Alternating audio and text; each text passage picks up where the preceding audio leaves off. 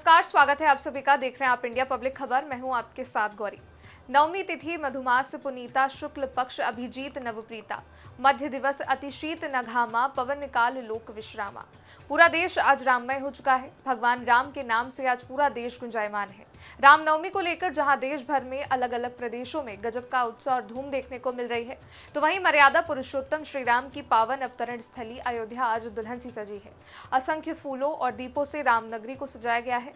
आज उनके प्राकट्य दिवस पर उनके माथे पर सूर्य तिलक देखने के लिए करोड़ों भक्त आतुर थे, जिसके बाद वो घड़ी आई जब 12 बजे प्रभु श्री राम का सूर्य तिलक हुआ, जिसने सभी भक्तों को भाव विभोर कर दिया। पूरे देश में राम नाम की ध्वनि सूर्यवंशी का जय जयकार कर रही है। अलग अलग प्रदेशों में, जिलों में रामनवमी की शोभा यात्रा को लेकर भी भव्य तैयारियां कर ली गई हैं। हालांकि इस भक्ति और श्रद्धा के पगे त्योहार को लेकर इस बार राजनीति भी काफी देखने को मिली, लेकिन इन सब के बीच भक्त तो अपनी रामलला के जन्मोत्सव के ही उल्लास में रोम रोम तक राम नाम में रमे हुए हैं। अब जन्मोत्सव भगवान श्री राम का है, तो स्वाभाविक है कि पूरे देश की नजरें अयोध्या पर आ टिकी हैं, जहां भव्य राम मंदिर में भगवान श्री राम की आराधना में भक्त लीन है। रामनवमी के इस उत्सव को मनाने के लिए दूर दूर से लोग भगवान श्री राम के दर्शन करने के लिए पहुंच रहे हैं। न केवल राम मंदिर बल्कि पूरी अयोध्या राम नाम की दिव्य वाणी से सुशोभित हो रही है। भय प्रकट कृपाला दीन दयाला कौशल्या हितकारी की दिव्य ध्वनि के बीच रघुकुल में रामलला का जन्म हुआ और एक बार फिर त्रेता युग की अलौकिक छवि के दर्शन और अनुभूति हुई। सुबह 9:30 बजे रामलला के अभिषेक के साथ उत्सव का श्री गणेश हुआ। इसके बाद भगवान का श्रृंगार किया गया और फिर भोग अर्पित किया गया। भगवान राम के अभिषेक को लेकर इस बार खास तैयारियां की गई थी। शहद, दूध, घी, सुगंध के साथ इस बार भगवान श्री राम का अभिषेक स्वर्ण जल से किया गया। साथ ही सोने के धागे में पुरोए वस्त्र भगवान श्री राम को धारण करवाए गए। एक और खास बात यह रही कि इस बार भगवान श्री राम का उन्हीं आभूषणों से श्रृंगार किया गया जो श्री राम मंदिर की प्राण प्रतिष्ठा पर उन्हें पहनाए गए थे।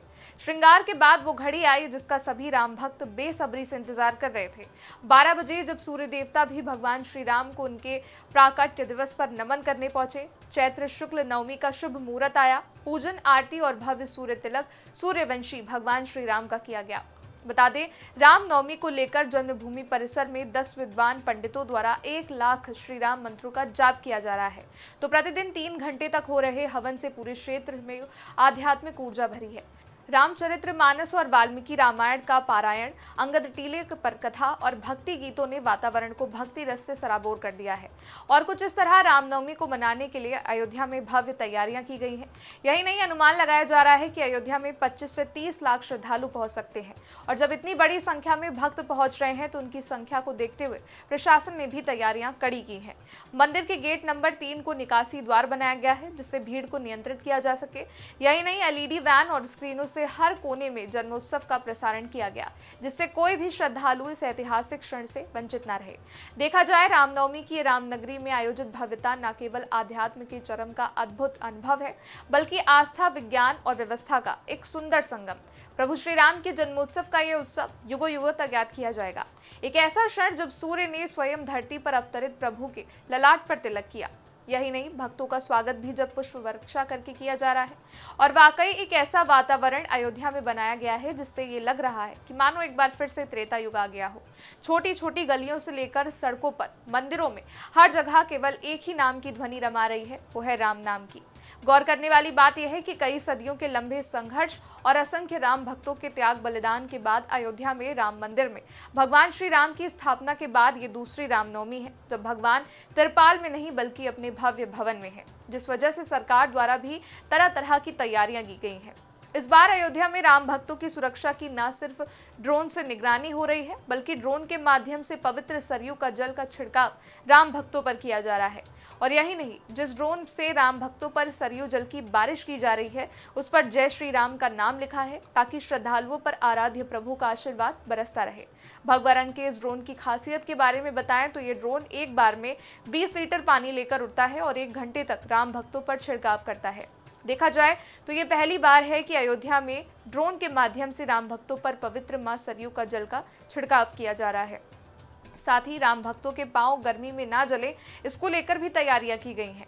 भक्तों के लिए काफी दूर तक मैट बिछाई गई है। लता मंगेशकर चौक से लेकर राम मंदिर गेट तक पूरी नगरी को सुगंधित फूलों से सजाया गया है। जगह जगह पर पीने के पानी की व्यवस्था है। अयोध्या नगर निगम ने कई स्थानों पर श्रद्धालुओं के लिए मूलभूत सुविधाएं भी विकसित की हैं। गर्मी धूप से श्रद्धालुओं को परेशानी ना हो, इसके लिए जगह जगह पर बैठने की व्यवस्था, शरबत वितरण का कार्य और जगह जगह भंडारे चल रहे हैं।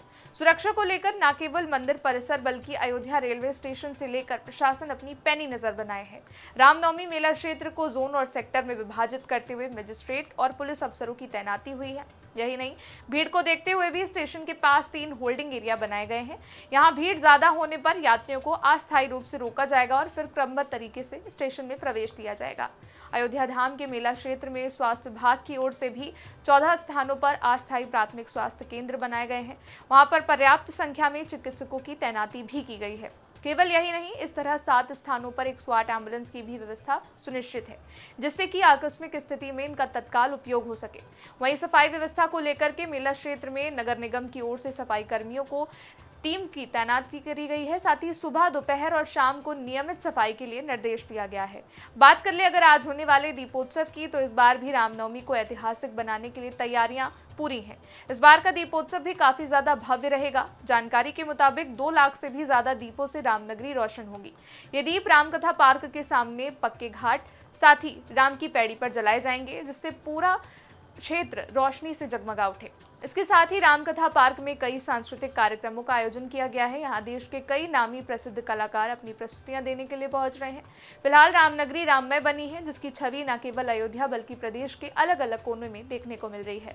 भगवान राम के दर्शन को व्याकुल भक्त लगातार राम मंदिर की ओर बढ़ रहे हैं। हालांकि जहाँ एक तरफ रामनवमी पर भक्तिमय माहौल बना हुआ है, तो दूसरी ओर सियासत भी चली है।